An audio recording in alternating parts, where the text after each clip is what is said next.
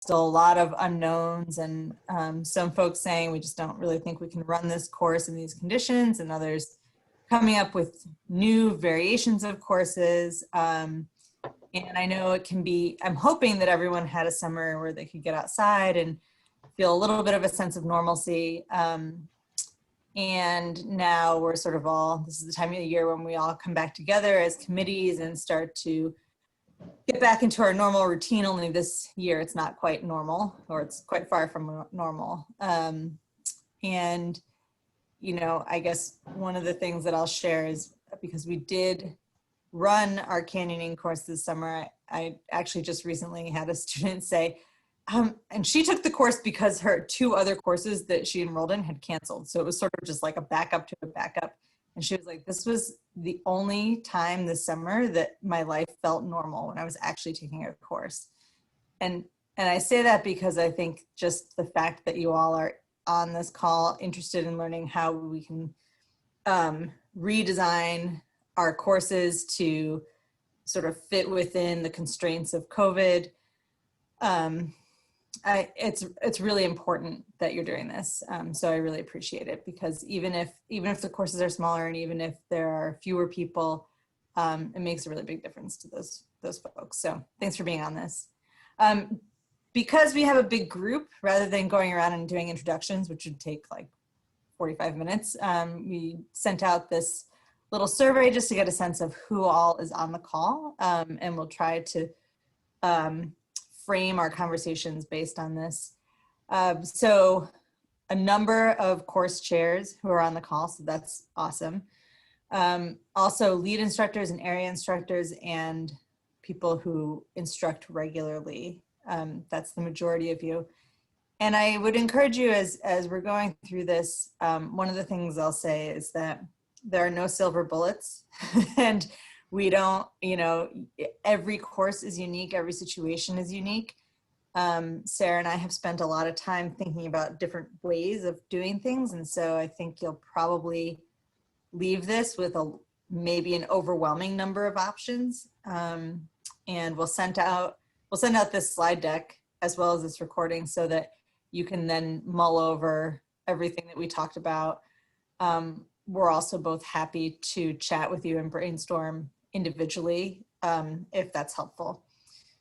But if you are one of the things that's going to be really, really important for course chairs and committee chairs this year, is people stepping up and saying, hey, I'm willing to take the lead on this thing X or this variation of something, because it can be really, change is hard under normal circumstances. It's especially hard when it's imposed on you, and especially hard in a decentralized volunteer organization. So the more as lead instructors or just sort of frequent instructors that you can, if you hear an idea tonight, they're like, I'd be willing to step up and take a leadership role in this capacity. I know that would go a long way with, or talk to other folks about it. I know that would go a long way with committee chairs, because it can be hard to ask people to do a lot of new things. I also hope that amongst all the overwhelming number of options, you also see some cool opportunities to switch things up. And I'll talk about that a little bit when I talk about how the canyoning course went too. So if you want to go to the next one.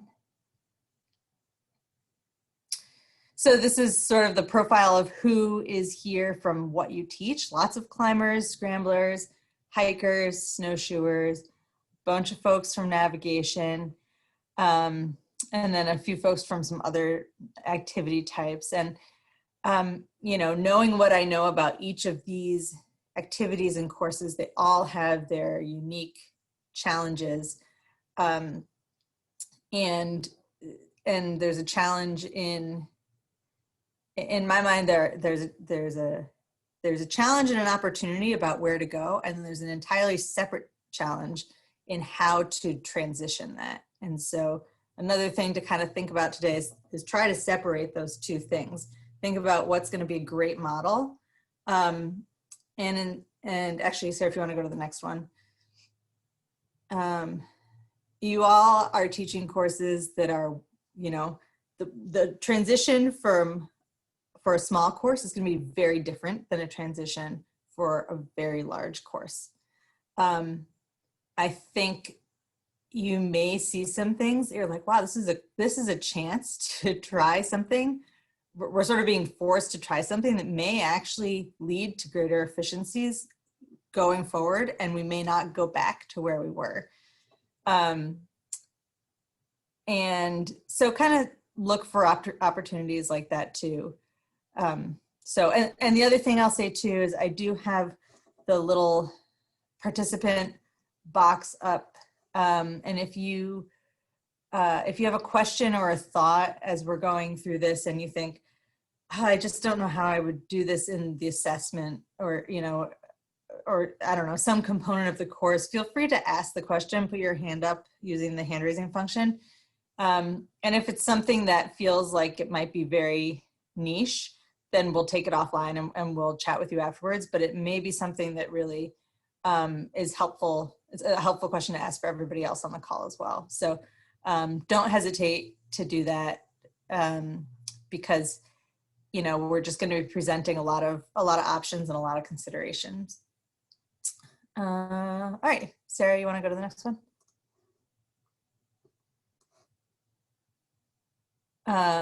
Sorry, I've got a lot of things going. Okay.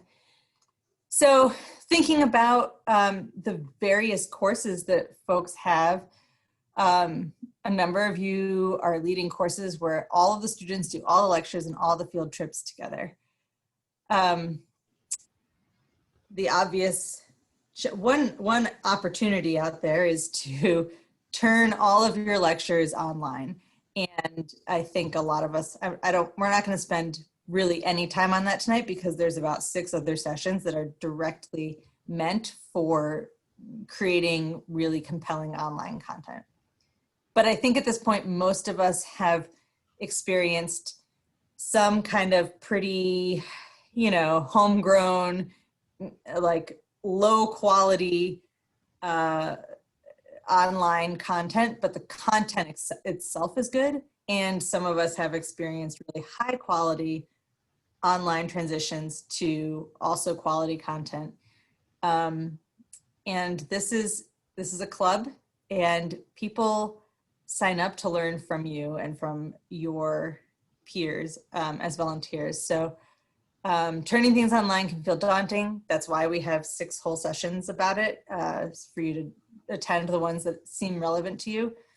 We're happy to help, but I hope that's not the piece that is overwhelming to you, because there's so many support systems, and it doesn't have to be awesome. It just has to be, the content needs to be there. So that's kind of all I'll say about the online lectures. The field trips, doing field trips all together, the obvious challenge there is that your options are to turn all into 6 people, 6 students rather, or try to figure out how to break up field trips. And that's a very different model than the course as it's been. The nice thing about courses where typically lectures are together, but students register for a small field trip, is at least there's sort of a conditioning amongst the leaders that the lectures happen as a big group and there's some separate registration. So it's a little bit less of a change, regardless of what the change looks like.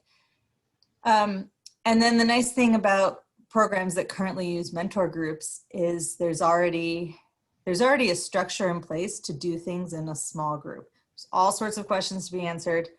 But, you know, each of these has its efficiencies as it currently stands, and its challenges in turning into COVID-friendly groups. So, so that's kind of what we're here to talk about tonight. You want to go to the next one, Sarah? Yeah.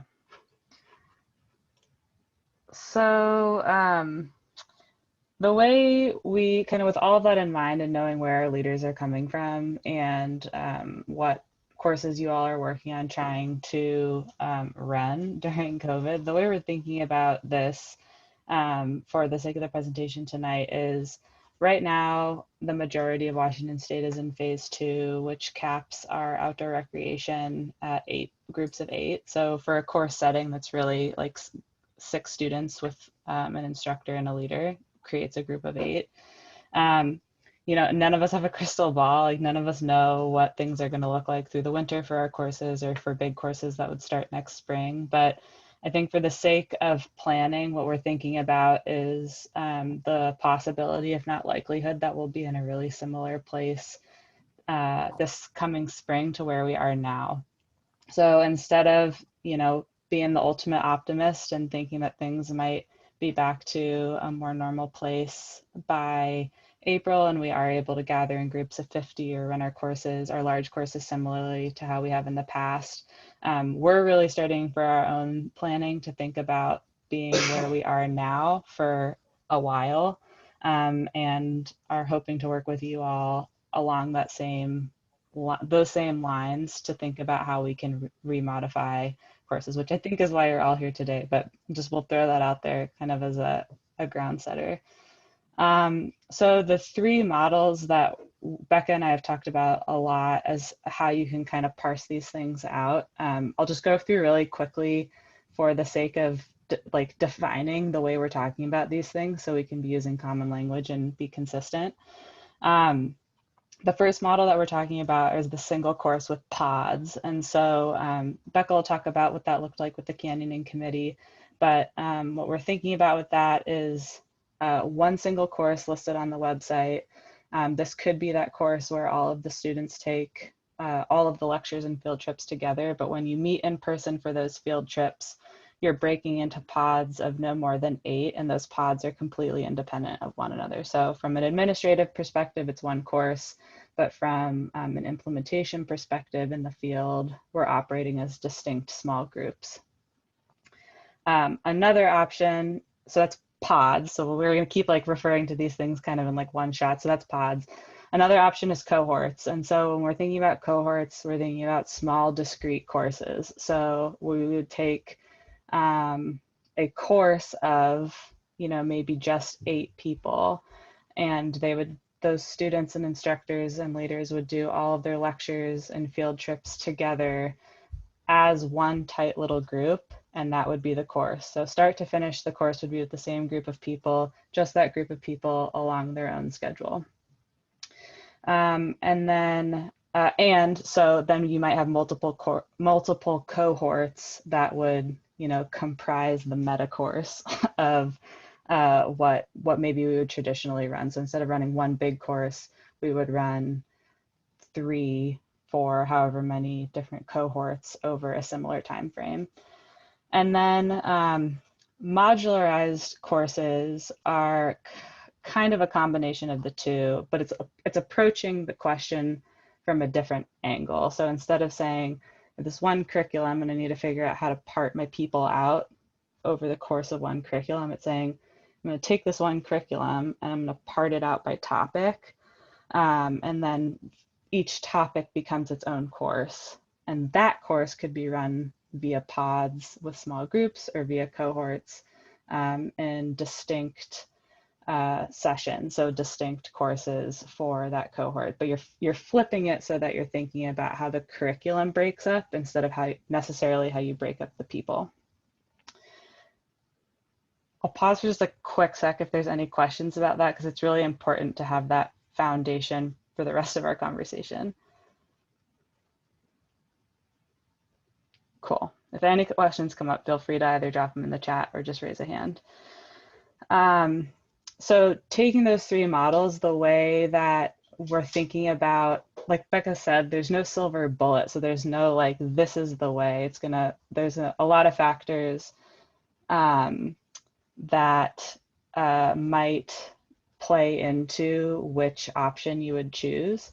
So we're thinking about laying these in over maximizing your volunteer time. So how much time are people spending instructing? What's the volunteer time use? And we're trying to maximize that. Maximizing the student experience. So what are the students getting out of the course? maximizing the use of physical space. So what we mean by that is when we're running field trips, if we can have a finite number of students in one place, how are we maximizing our use of that space on a day? And then minimizing the administrative burden. So kind of as you pull these levers of volunteer time and student experience, you can improve some of those things while also making the administrative overhead much more challenging. And so how can we balance the levers so that the administrative burden of the course matches the amount of volunteer time and student experience that we're putting in? So Charlie, I'm seeing that you have a question, and we're going to spend the next bit going through examples of each of these.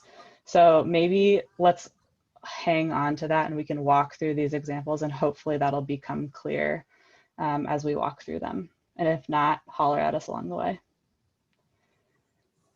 Becca, did you want to add anything either about the models or the way we're prioritizing them with objectives? Yeah, I mean, we'll go into the models, as Sarah said, but I think having these 4 lenses or these 4 objectives for looking at each of these models, it really depends on your situation. You know, it's not just amount of volunteer time, but also what's the nature of the volunteer time that's going into it, and who are the volunteers you have that are available. You know, there's some models where having more mid-level leadership helps with efficiency, but if you don't have folks who would be willing to take on that role, that changes things a bit. The student experience is a mix of like building community as well as a smooth kind of professional feeling experience, as well as providing student flexibility. I mean, you and your committee need to decide what's most important for the student experience. Yeah,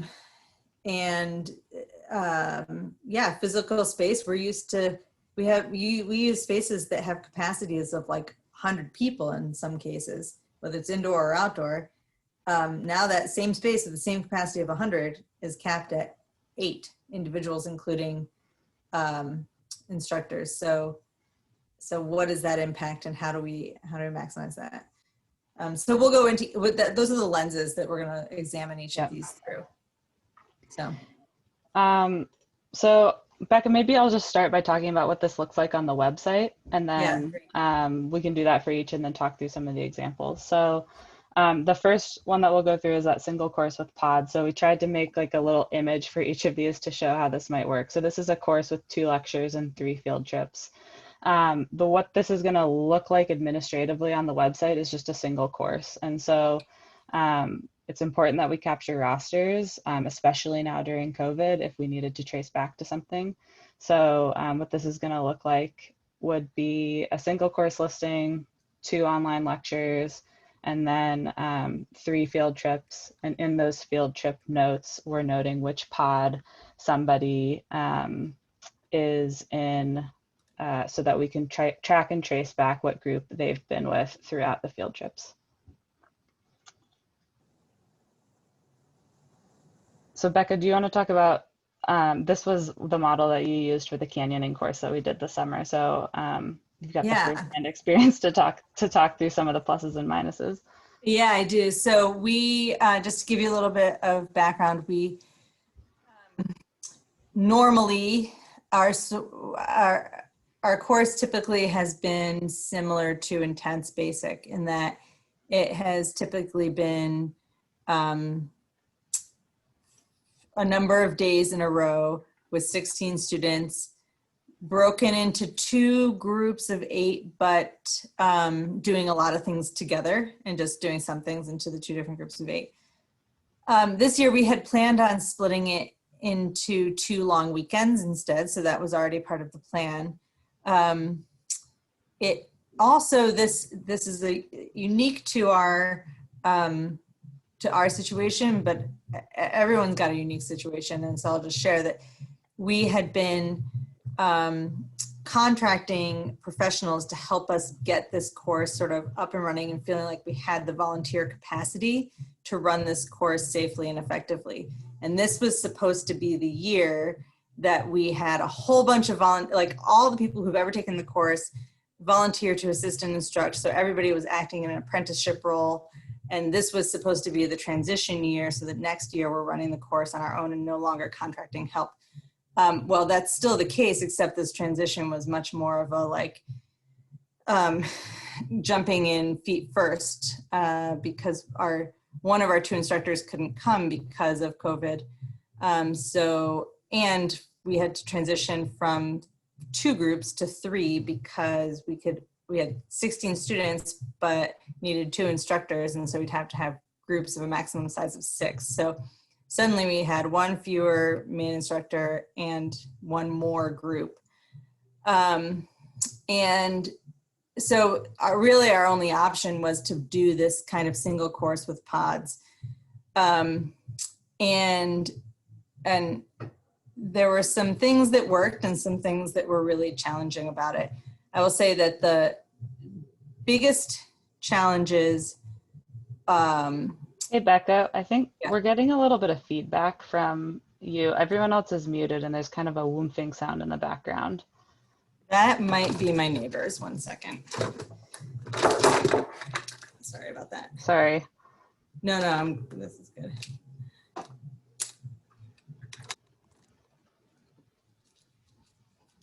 That did it.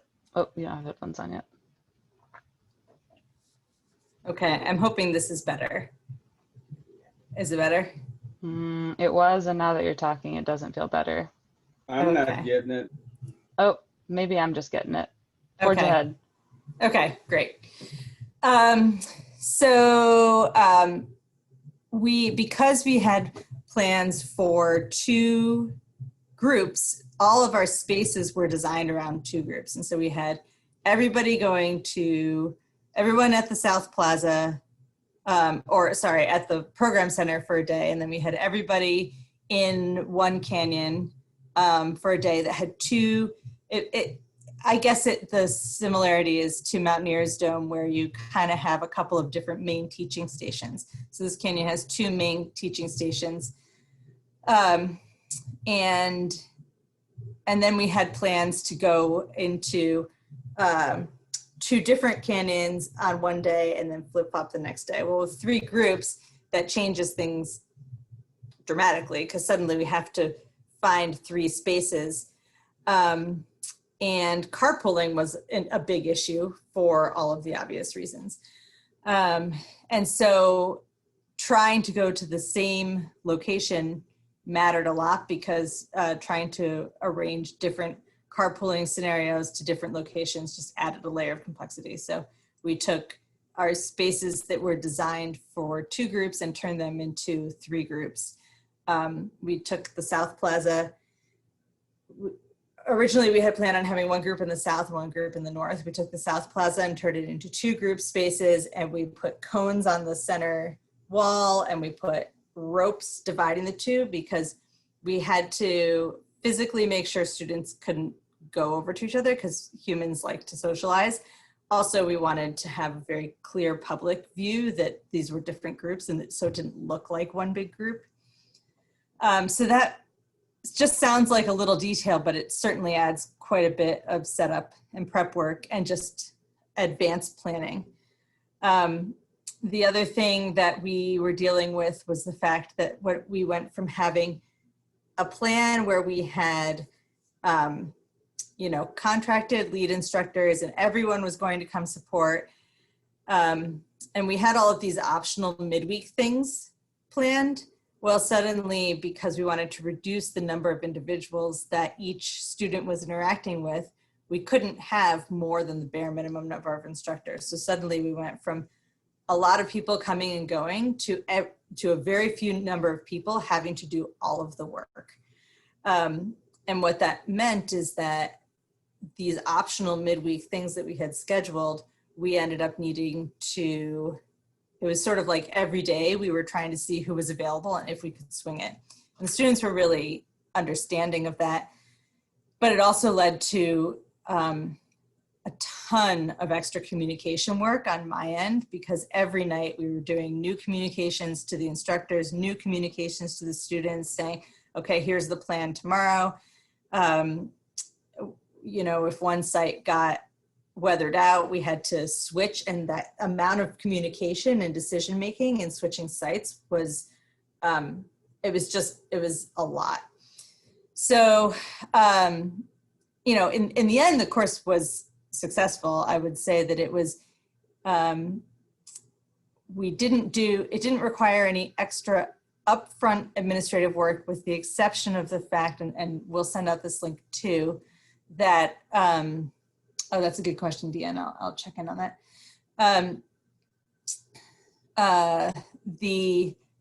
In the course description, we actually sent out 2 surveys asking about people's comfort levels with COVID so that we could plan the groups, because we wanted to plan the groups according to experience level, but we also wanted to, if we had people who said, we had a few people who said, I will carpool with this person and this person only. So we needed to take that into consideration. So there were, and it gave us an idea of who had what kind of tolerance for that, for just being in a course with COVID as well. So all of that just was added logistics. But really the added administrative work was during the course. It was just constant communications, and every change was very, very difficult to make because we were trying to, it was like putting a square peg in a round hole, right? We had a whole plan for 2 groups with a whole bunch of instructors, and suddenly we were going to 3 groups and fewer instructors.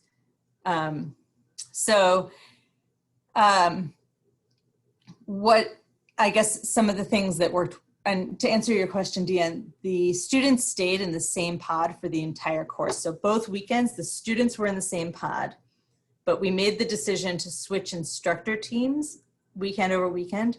We sent an email, or part of one of the survey questions to the students was asking whether they were comfortable with that. Because we really felt that having a different instructor experience, you know, there's benefits. If you really like your instructor and you build a connection with them, then it's hard to switch instructors. But with only 2 instructors per group, there's also a likelihood that that instructor style wouldn't match a student style, and being able to offer them a good, this is where the student experience comes in. We really thought that it was a better student experience to have to work with different instructors. And so everyone seemed comfortable with that as long as they stayed in the same pods. And so that's what we did.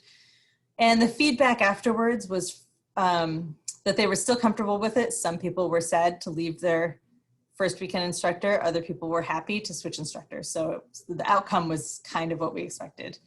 But I think we felt good about that decision. But splitting the canyon designed for 2 groups into 3 groups, the sort of middle space that we created was not the best educational environment. It just, the terrain was really complicated. And so the students who, we also rotated through those. So you'd have one group would be in place A on one day, and they'd move to place B on another day, and one group would move from B to C. And the instructors had to go out and scout those spaces because we were using them in a new capacity. So that added a whole new, another volume of work for each of the lead instructors to do, to go out and re-scout a place they knew, to think about using it in a new way, because they didn't have access to as much space as they had done in the past. So, so that space consideration to me was one of the hardest parts about doing it in a pod format. It just required a lot of extra work on everybody's part. And I know that the students who were in that area B, none of them liked it. The instructors didn't like it. It achieved the goal, like they learned things, but it was very difficult, and it was a frustrating space to be in. So, to me, that's a really important consideration if you were to go with a pod format. But the thing that worked well with the pod format is that I was the course coordinator. We didn't need another course coordinator. We didn't need someone else who had the willingness to drive the whole course and to support all of the instructors, because it was a single course. And so it still may be the best choice for some for some of your programs. And I think I said this already, but it's likely that a lot of your programs, the best choice will be some sort of hybrid of the things that Sarah and I are presenting tonight. Other questions about this single course with pods before we move into the next one? Cool. So the second model we were talking about are cohorts of a single course. And so functionally on the website, what that looks like is multiple iterations of one course. So in this example where we have 3 cohorts, there would be 3 distinct courses listed with the same title. We have a few examples throughout the club where this has happened kind of just as a part of the course development over the last several years. The Seattle Climbing Committee runs a couple of their introductory rock courses in this model where they'll offer the course at 3 different times over the course of a season with a distinct set of students and a distinct set of leaders and instructors. And those leaders and instructors don't need to be the same from course to course to course. So thinking through some of the positives and the negatives of, yep, it should be cohorts A, B, and C, Charlie. We missed that on the slide. So left to right would be A, B, and C, not 3 cohorts A. Thinking through some of the pluses and minuses. So this spreads out the administrative burden. So when Becca talked about being the single course contact or course chair for the canyoning course, this spreads that out over multiple people. So it's less of a burden on one person, more of a burden across, or a smaller burden across multiple people. So having enough people in your committee who are willing to step up into that course lead role is really important in this model. That course lead role is a little bit less daunting than it is for some of our bigger courses because that person's being asked to manage a really small course. They're really being asked to manage a course of, about 8 people. So the logistics are a lot tighter in that regard, but you still have to have somebody to step up and take that role. I think traditionally the way that these courses have been run when we've done them in the past is we've also kind of had an overall course contact who can help keep track of the different cohorts and be a support to each of those cohort leads, ensure consistency and all of that sort of good stuff. So having that one centralized point of contact can be really helpful, but then you're really delegating this out to let people run the course along their own timeline.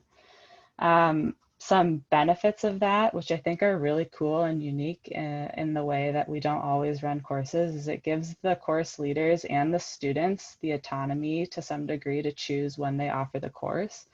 So not all students and leaders are locked into the same schedule because you're offering these on a rolling basis. If your activities season is long, you could offer, multiple iterations over the course of several months. You could have rolling starts. Even if your courses season was short, you could offer them in a somewhat staggered way or have lectures that meet on different nights or even field trips that meet midweek if that is what worked with your schedule and there was enough students who are interested. So it's really flexible to meet a variety of needs from that standpoint. It can ultimately be a little bit more complex to manage depending on how you're enrolling students. So a lot of our courses will use an application system, and navigating applications into cohorts. It's just really important to get your application set up to accommodate that. So thinking through kind of from registration to implementation, like what's the pathway for these students and what's the pathway for these instructors going to be is important in getting the setup right. That as far as things like the student experience, so students are getting a much smaller experience. They're not having that larger community where they're interacting with a bigger group of people, which is something that volunteers and students alike sometimes want. So that's a plus minus for this. Other things are from a space perspective, like Becca talked about, trying to compete and have compete, in a friendly sense of having multiple pods together in one space. You can spread out. So you're either spreading out in a time-wise and you're running at the same location across multiple days, or if you're running on the same day, you're choosing multiple locations. And that may or may not be feasible for the type of course you're running, but it's an option to be flexible. Another thing we see as an opportunity, and I put a note about this on the slide, is that cohorts could also collaborate with one another to share in online lectures. So in a cohort course listing, students will register for the course, they'll be registered for all of the course components, but there's no reason that 3 cohorts couldn't all share one online lecture and have all of their students pool together to take a lecture together. So the really important thing we're doing here, because we're talking about COVID, is minimizing in-person interactions in large groups or in groups, I guess, at all. But online, it doesn't matter so much. And if you do have that kind of meta course coordinator or course facilitator who can help facilitate across cohorts, I think there's a cool opportunity to leverage some of the online tools that we have so that multiple cohorts can participate in the same lectures and then go out and do their field trips on their own.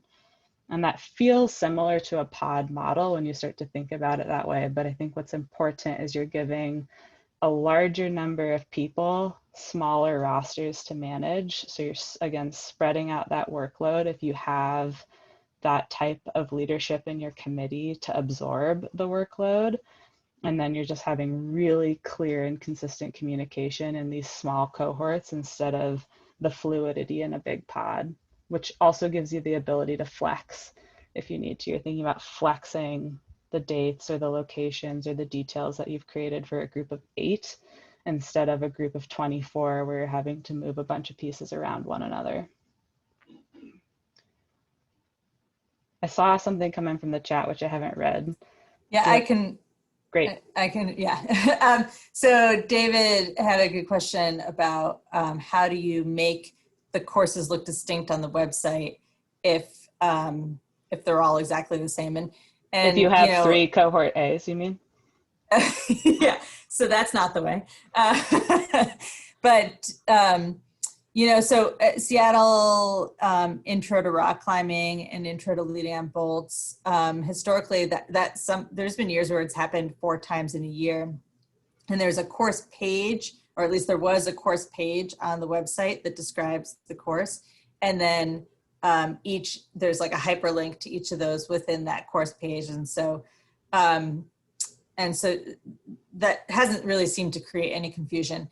One of the things that is worth considering is having you have the same, one of the efficiencies is you have a single course template that just gets reused and timed differently. Like Sarah said, you can have leaders choose whatever dates they want to run it.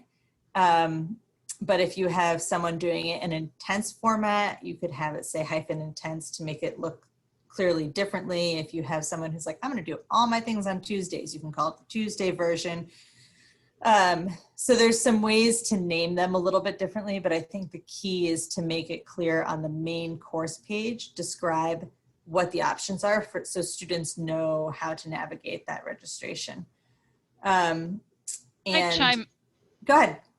Oh, I was just going to say, because we have this like a lot with the single pitch courses, like Intro to Rock isn't actually confusing because there's months in between versus single pitch where we have overlapping weeks.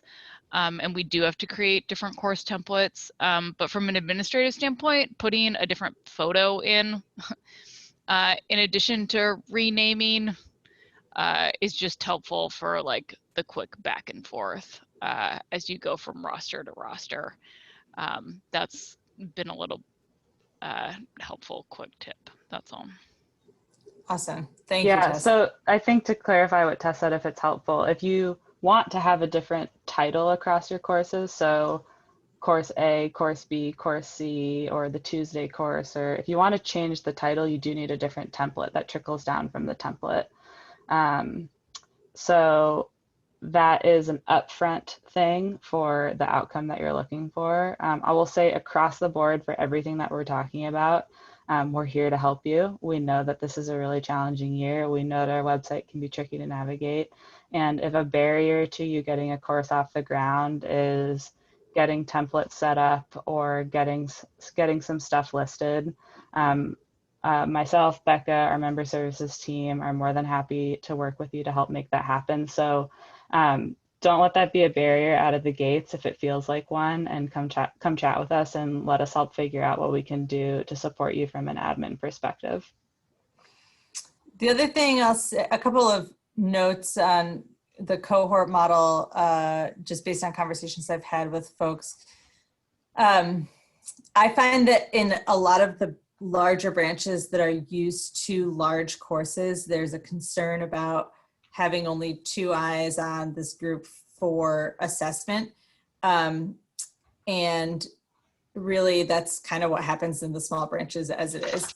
And it's just sort of like a different approach, but it actually can work if you're really diligent about managing that. The other thing is although the party size maximum is 8, so you would have a cohort of 6 students, you can also have, there's a reduction in long-term volunteer recruitment. One of the things that's really burdensome about our large courses is recruiting enough volunteers for each of these large field trips. It's just sort of like this administrative burden that's hard on the field trip leader. The challenge with cohorts is you're asking people to commit a longer amount of time, but once if you have a group of 4, let's say there's 4 people who are willing to lead cohort A, willing and vetted as capable by the committee, then they can just manage their own course and they can share workload among the 4 of them, because only 2 of them can be there at any given time for a maximum party size of 8. But that way you have 4 people who are watching the students, they're seeing them at different times, they're sharing the workload. And like Sarah said, if suddenly a location gets rained out, they can switch dates pretty readily without it being this big behemoth of a project. So just a couple of notes there. And Misha, can you expand on your question? I'm not sure I understand what you're saying. Oh, when we were just talking about the different impacts of having multiple cohorts, one of the things that I've found complicated with the single pitch is that you have people who apply to multiple sessions. And anything we can do to make that smoother so that, we have one person who has been accepted in one session and rejected from another, doesn't move from one to the other, or things like that would be helpful. So that's it. Yeah, that's a really good point. And Sarah and I have talked quite a bit about courses that have applications and how that looks. And really that's where I think that the cohorts sort of have the inverse administrative burden to the PODS module. The PODS module doesn't have a whole lot of upfront work, but man, it's a lot during the course. Whereas the cohorts probably take quite a bit of upfront work, but once the course is going, you just send your team out and check in on occasion, and they make all the decisions. And one of those big administrative questions is how do we, as Sarah said, how do we frame the application? Do we want to give students the opportunity to apply for a particular cohort, or do we want to say, give us your 3 preferred dates and we'll place you?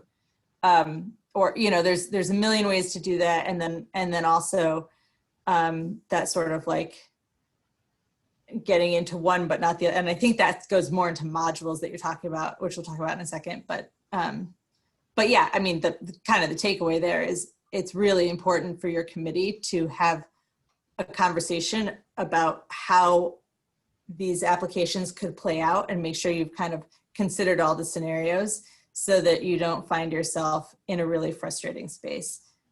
The other thing I'll note is that the canyoning committee right now, although it was so hard, all of us will say it's one of the hardest things we've ever done. it, like as cliche as it says, it brought us really close together as a committee, and it gave us a lot of really exciting ideas for next year. And I think it really, it set us up to be further along next year than we would have been otherwise. And the thing that that went into that is just like compassion. Like all of us got stressed at some point, and all of us kind of, being really compassionate, really forgiving, really understanding this is hard for everyone and everyone's trying really hard. That's where when you hit those frustrating bumps that you didn't foresee, it'll take you through as a committee. So just personal experience. But just to be clear, it's not an application specific thing. It's just the nature of waitlists and high demand on your courses. When you list the small ones, you're just going to have wait lists, and you're going to have the same people on every wait list. So it just means that your coordinating team needs to be on their game when talking to each other. Yeah, that's a great point, Tess. A couple of other thoughts that I'll just add based on some of the questions that have come through in chat is kind of regardless of whatever you do, I think setting really clear expectations and as you just said, Tess, like what's the communication expectation amongst different, if you're doing a cohort model amongst different cohorts or with that lead, like what's the expectation of everybody who's involved from a volunteer perspective, and then what's the expectation of the student, so that when the student's registering for the course, they understand what that process is going to look like. And because we're talking about COVID, they understand what to expect and they can assess their personal risk tolerance. So for some people, they may not have a comfort with being with the same pod of students, but rotating through with different instructors every weekend. Everyone has a different threshold with this thing, and it's all a little bit different. And so being really clear up front to set expectations so folks can opt in based on a comfort level, but also know what to expect along the way is really, really important.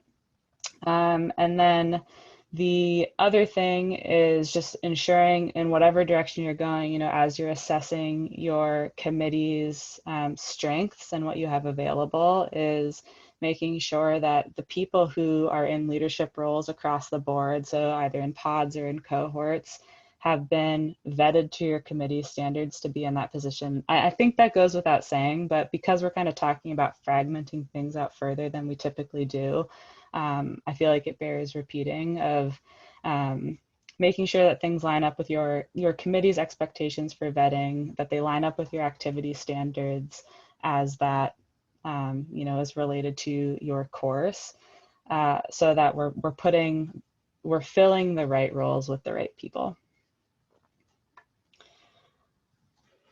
So I guess the last model that we'll talk about, and then we can I want to make sure we save some time at the end for questions, is this modularized course. Is a big word to say.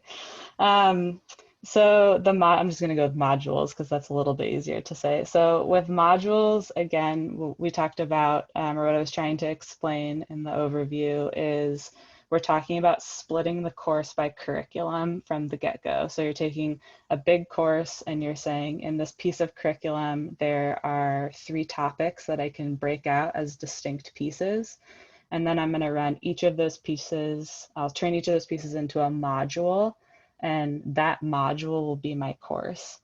So the slick thing about this, if you have a big and complex course, is that you can break your curriculum into modules, and then you can run each module according to its needs. So if you have a course like our basic climbing course that covers a lot of topics, the needs of the rock component and the needs of the glacier component might be really, really different. And if you split that content into different modules and are therefore running different courses via module, you can run one module through pods, one module through cohorts. You can run more or less cohorts depending on the needs or interests of students who are signing up. So it's kind of like the whole kit and caboodle together, and it is more complex in that regard, but it also is kind of the ultimate flexibility as far as what your options are. What do you have to talk through, Becca or add? Yeah, I think that by this, when you talk about maximizing the value of your volunteer time, if you have a bunch of students who are rock climbers wanting to, and this is, you know, the Seattle climbing program already offers the glacier climbing course, which is designed for those people essentially. But being able to break out into modules that rock world might work a lot better in cohorts because it's a little bit harder to spread people out to different spaces than quickly change. Whereas a glacier, you could have different groups, different pods moving around on a glacier and stay totally separate from one another. Another thing that I wanted to tag on to what Sarah said about folks' comfort level, we had some cohorts where we committed to the some pods where we committed to the students that they would be paired and they'd work with that same pair for the entire course. That made it really, really hard to build community. I would say even within the pods, a tight group of 6 people who spent 5 full days together, they hardly got to know the other people in their pod because they were together as partners the entire time. But that was their comfort level. In other pods that they were less, we grouped the pods based on the students' comfort, and they were less concerned about that. And so they had the chance to build more community, but that was also their comfort level to interact with in that pod. So just another consideration that could also go out in the application as well. It can be this a crazy game of who goes where, and at some point, you can't make everything perfect. And I think that's the other thing to communicate, however you decide to do this in your course listing. These are our goals. This is what we're trying to achieve. Here's how we're doing our best to achieve it. Because you're just not going to be able to meet everybody's needs in all of the various aspects. But yeah, I mean, the modularized courses can just serve as a hybrid, which is essentially what Tess was talking about with, and Misha as well, with the single pitch and multi-pitch. Those are modules, but they're also cohorts within the modules. And that gives a lot of autonomy to the people who are running them. But it also leaves a big hole. If you only have 2 people to run 3 cohorts, it leaves a big hole for the chair to fill. So again, you sort of have to look at what your resources are. So, I think, Becca, maybe I'm going to skip over the next slide and talk about Google Classrooms real quick, and then we'll come back to the matrix to go through any questions.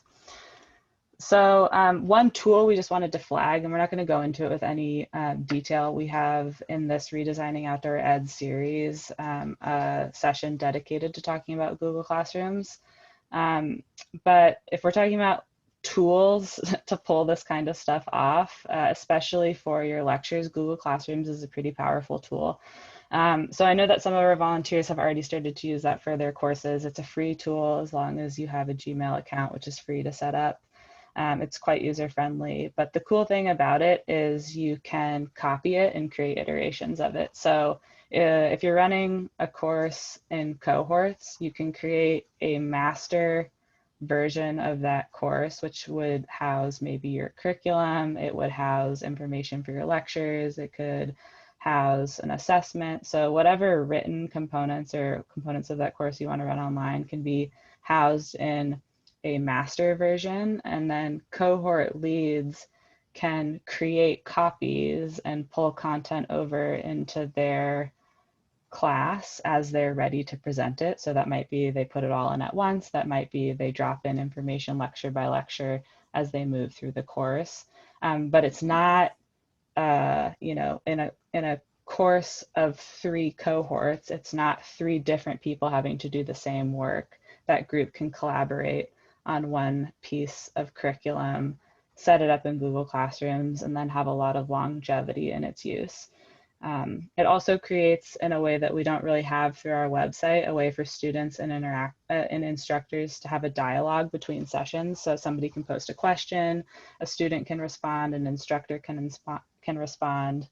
And like I mentioned, you can facilitate assessments directly through the program. So there is some information, this code that's highlighted will actually get you into a Google Classrooms about using Google Classrooms. So Nick Block did a really nice job of creating a Google Classroom that kind of walks you through the pieces and would help you set up your own. The managing assignments in Google Classrooms will be in mid-October. But as always, if you have questions in between now and then, feel free to reach out and we're happy to help. So I'm just going to leave that there for Google Classrooms, but we wanted to mention it as a tool. And now I'm going to flip back to this monster comparison chart. So Becca, I don't know if there's anything that you want to highlight in particular. I think we've talked through a lot of these components and this is set up as a little bit of a comparison.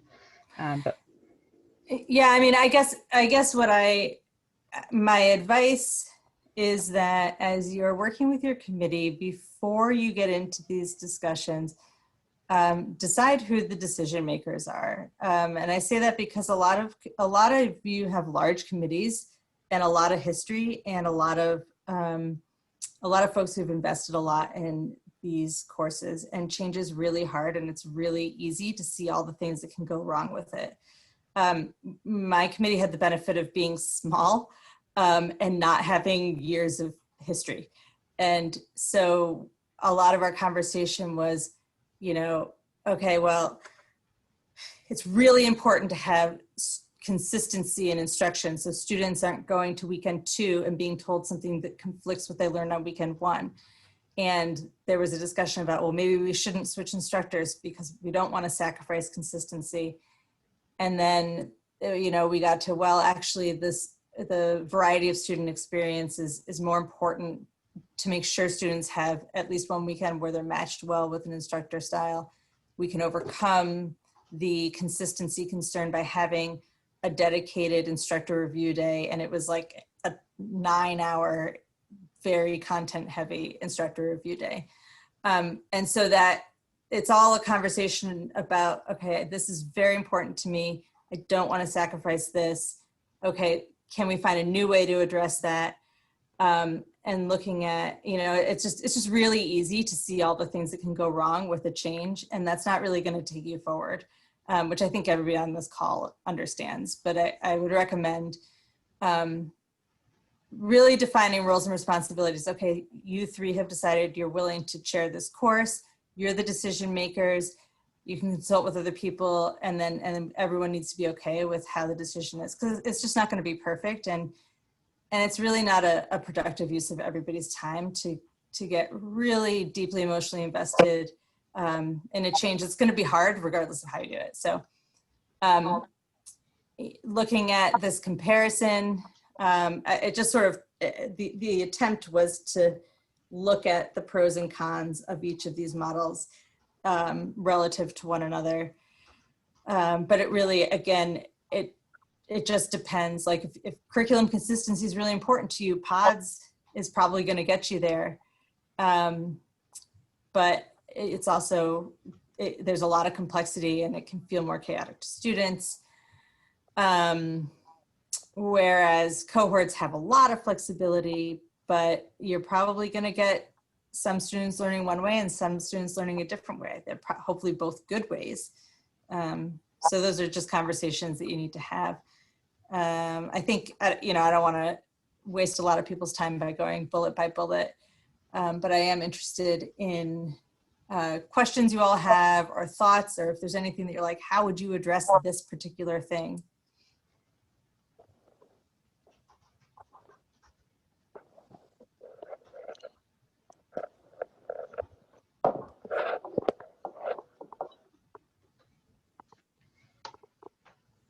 yes, Charlie, you can definitely, we'll get copies of the slides to everyone and we'll post them. Yeah, I think one of the things that I'm thinking about a little bit is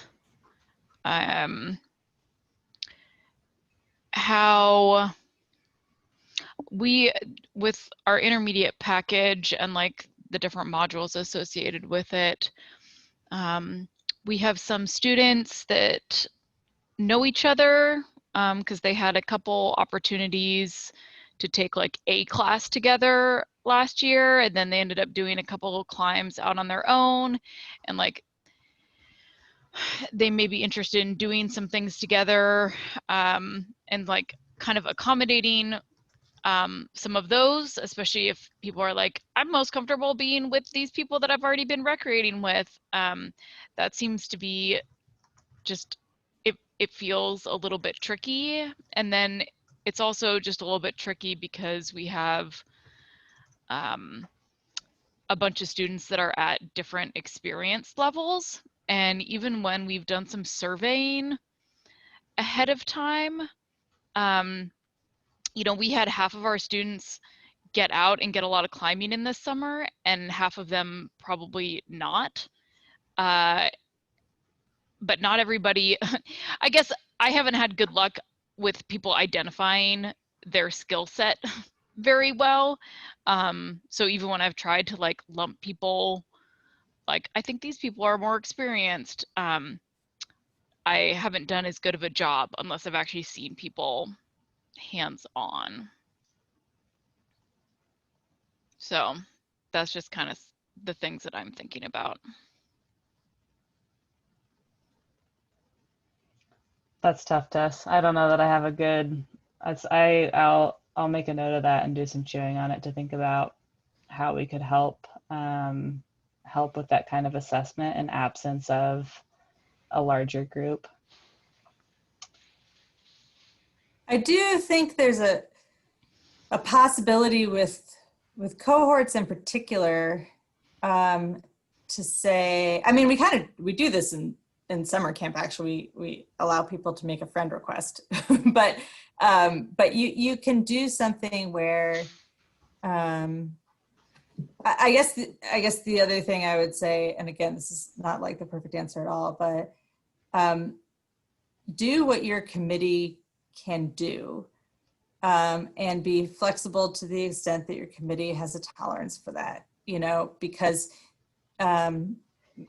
if your committee is like, you know what, we're gonna meet the needs of students who, we're gonna prioritize the needs of students who have X amount of experience, just be upfront with exactly what you're doing on the course listing. And, you know, that's not a perfect solution, but I think it is important to recognize what it is that your committee can do, and just being really upfront with that. I understand that you're dealing with students who are rolling over and trying to assess their different skill sets. So I don't have a good answer to that, but that's sort of what that made me think of, is just being really honest on the website. Yeah.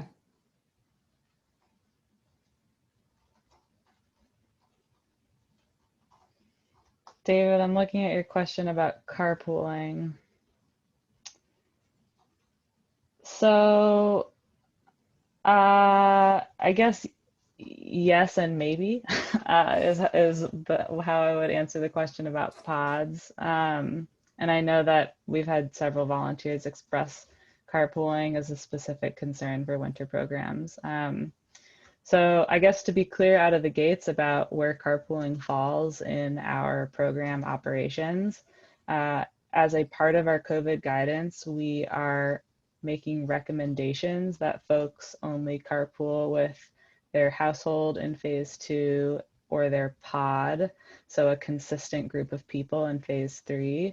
That's not something that we have any purview over. Our trips start and end at the trailhead or at the boat launch.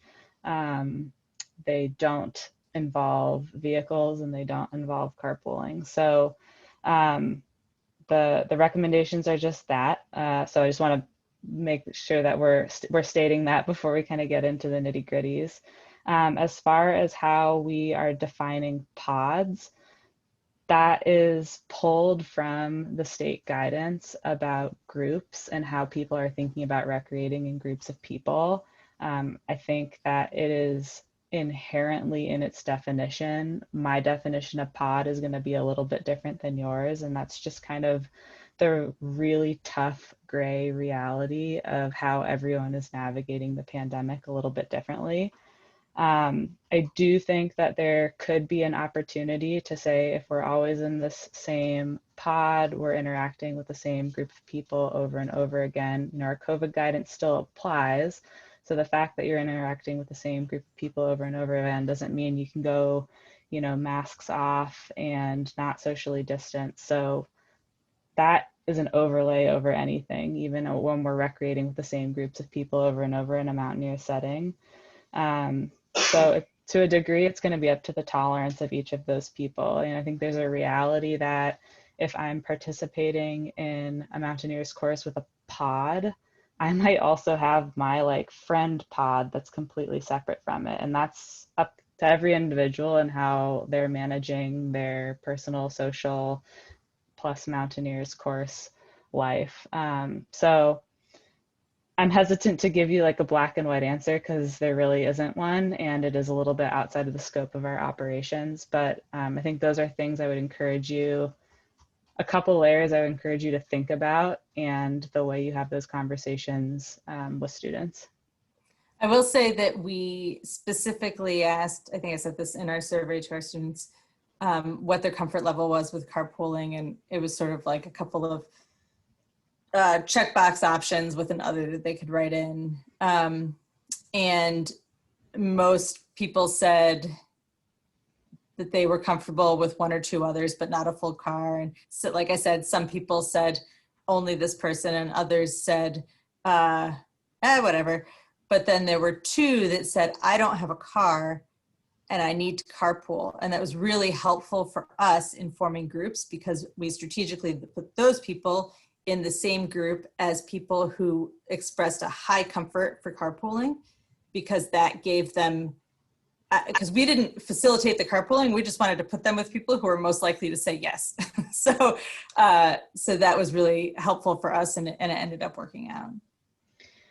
Yeah, and I think, Dan, to your point in the comments, I am like, I don't know, if you've had a conversation with me about anything, I'm like all about setting expectations. I think the more clear you can be upfront about what folks are getting into, the better. And so I think the more information that you can provide, even if it's just a, hey, this is COVID, people aren't comfortable carpooling. So a reality of this course is that opportunities for carpool are likely to be diminished. And so for your success in this course, having the vehicle and the comfort to drive in winter conditions is going to be really important for you. It's not a requirement. We can't make that a course requirement, but like for you to have success in this course, this is something that you might want to consider as a part of the equation.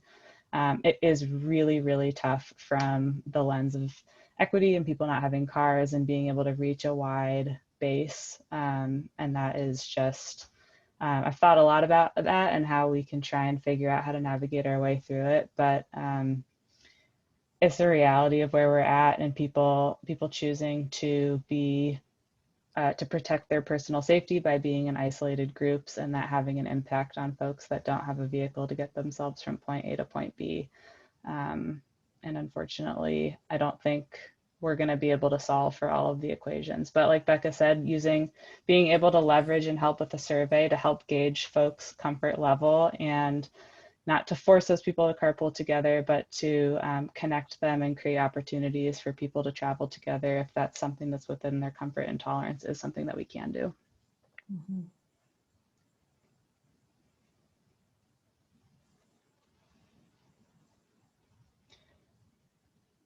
Other questions? I know we've thrown a ton of information at you all tonight.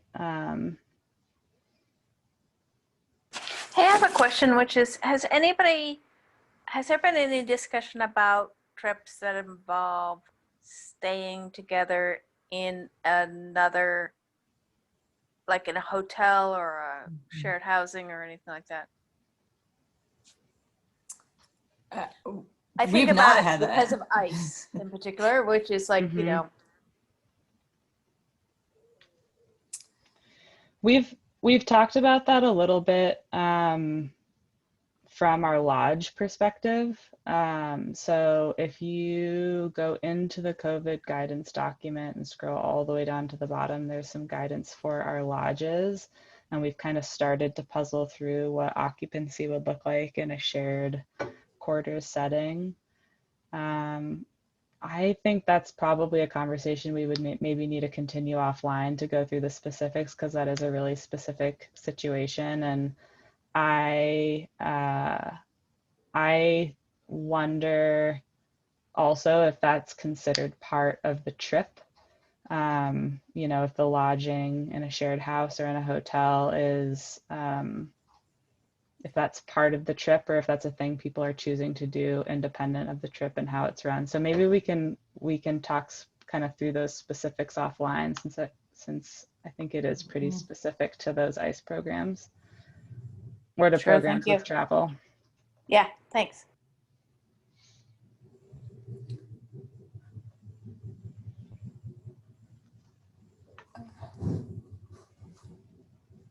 I'm going to flip back one slide forward so Tom can grab that code. Thank you. I got it now. People corrected me. Thank you. Perfect. You're welcome.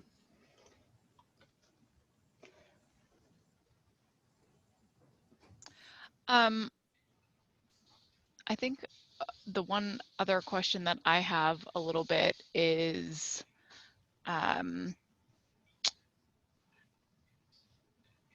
did you also survey, like, have people been kind of surveying their instructors a little bit? I think what I'm noticing is just a lack of interest in instructing, period.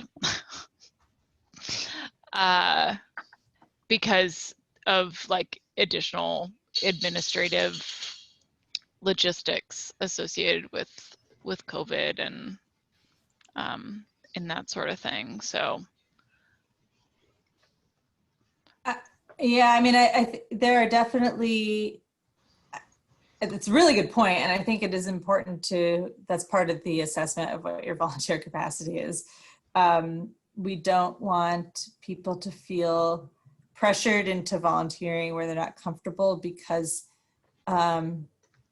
we just don't want that pressure, right? Especially in a pandemic. That's just not ideal. But I also think that this is a pure hypothesis, but I think people, it's overwhelming to feel like there's a lot to navigate. But if you have a small committee who can put together the plan and say, okay, this is a small committee of people who are willing to go through that tedious brain work of trying to figure out the logistics and how it's going to go, I think people will be more willing to volunteer because you can say, this is what I'm asking you to do. Mm-hmm. But it's kind of hard to just say, well, you volunteer, we're gonna, you know, providing more specifics up front. Yeah, I think there's like a timing component with that, just as far as like it means that you need a longer timeline. Yeah.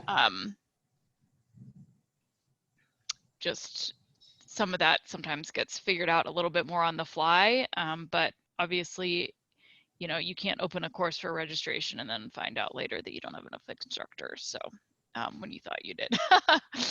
Yeah, and you know, I think about some of our large courses.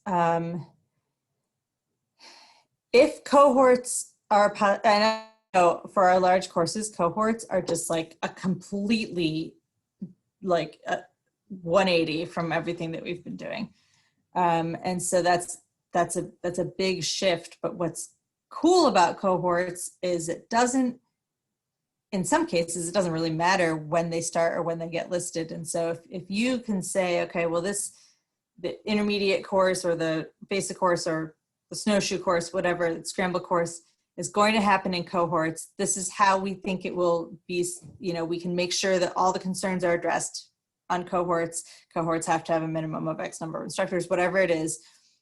And then you have 4 people step up and say, we'll do a cohort. And you say, cool, here's the template, keep me posted. And then that's one thing that's listed, and that's 6 students taken care of. And they don't all have to be listed at the same time. They can be listed as volunteers step up to say like, hey, I'm willing to do this, and we'll do a,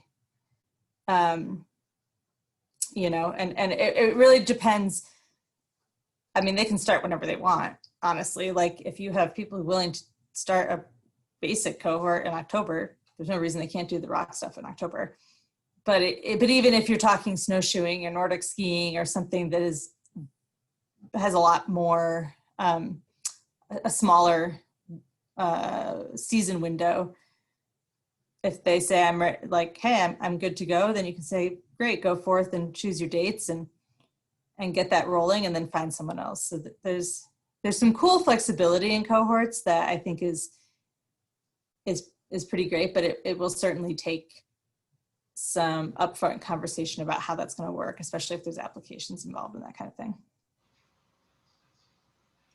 Yeah, I think there's also just thinking about communications with, if you have a set of leaders that are ready to hit the ground running with 6 students, you know, per each of their thing, but you still have 30 other students that you haven't yet addressed from 2020.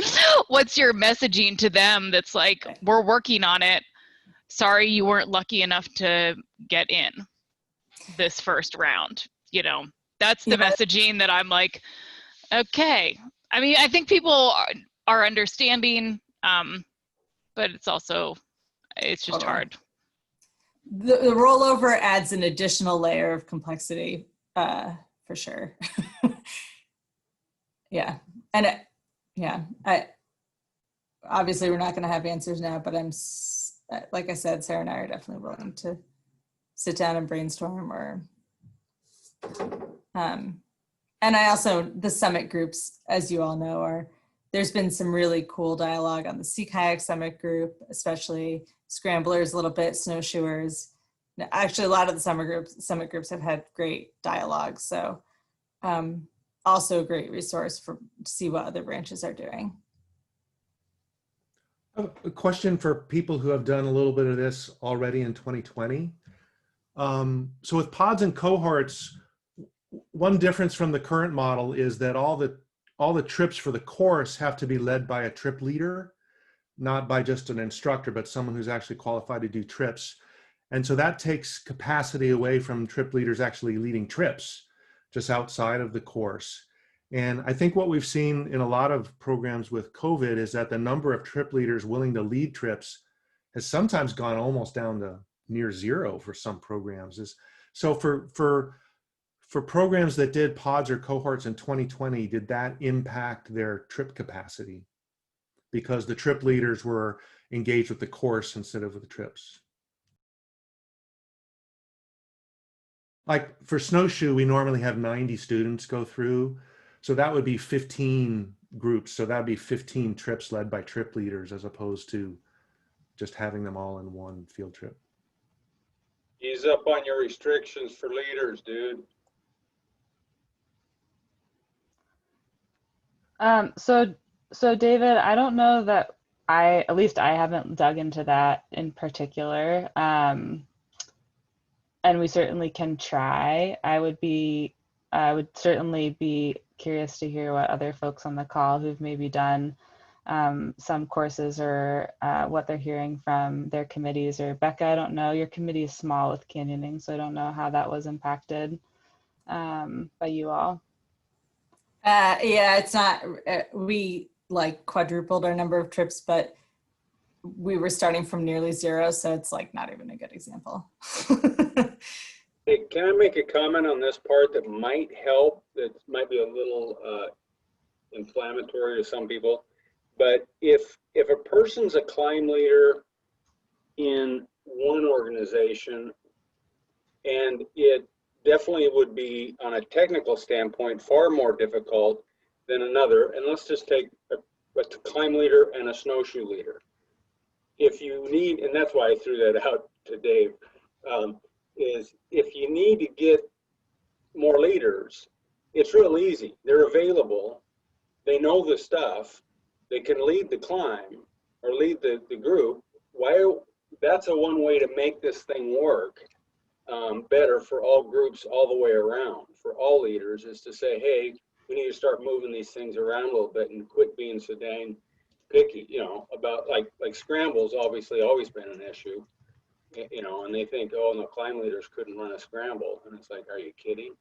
But, you know, just, I'll quit before I really go crazy. I do, Ted, thanks for bringing that up, because I think, you know, it's obviously the devil's in the details, and that's where these conversations tend to get stuck in summit groups and that kind of thing. And that's, you know, that's kind of the nature of a big committee-based organization. But it's an interesting question, and it's an interesting question of whether there's an opportunity to test out some theories and see how they work. I think, you know, people have experiences that don't work out, and they want to avoid those in the future. And I think that's really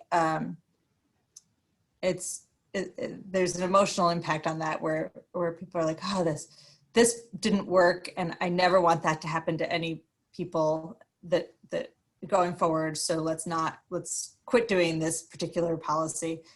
But I think it's an interesting question to pose, given our current situation, to say like, hey, can we get creative and try to give this a shot?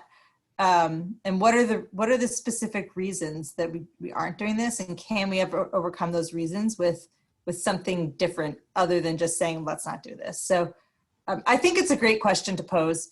And I think that's, it's a question for the Snowshoe Summit group. Hey, what if scramble leaders and climb leaders ran snowshoe trips? Would we be okay with that? And if not, why? And can we overcome that? And so I guess I think it's a great question to pose, and I think that's a conversation for those summit groups. But Becca, I'm not to belabor the point, but we have discussed this for the last, I don't know how many years that I have, and it always goes back to the different committees. And I think maybe we need to go above the committee and say, no, you know, things have changed. Life is different. I mean, look what we have on the screen right now. You know, life is different. Mm-hmm. And we need to make some of these adjustments and get the egos out of it and say, okay, we're done with ego. I mean, if we had my way, I'd say just go back to it and say, if you don't want to join the class, you don't have to, and we'd end up with 75 students instead of 100, and we'd be done. But that's not my, you know, I don't win the vote there. So at some point you got to say, this is what we're going to do. So I don't know, I'm done. I appreciate that, Ted.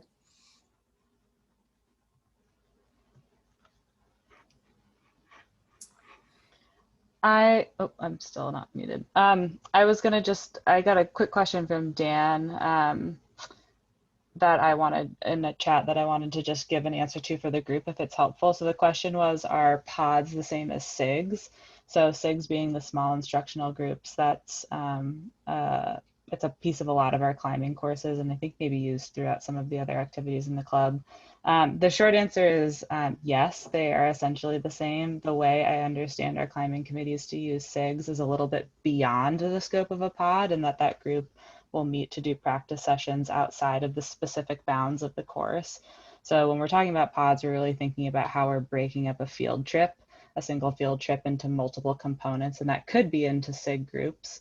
And then those SIG groups might meet additionally beyond the field trip for other practice sessions. So they are essentially the same. I think per the way we're talking about them today, they have potential to be a little bit different.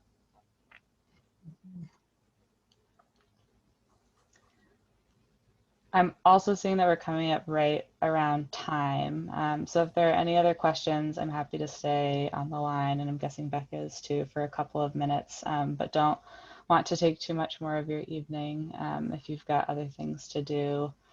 As I said in the chat, this thank you test is recorded. So we'll grab the recording and put the slides together, if not tomorrow, probably by Wednesday at the latest.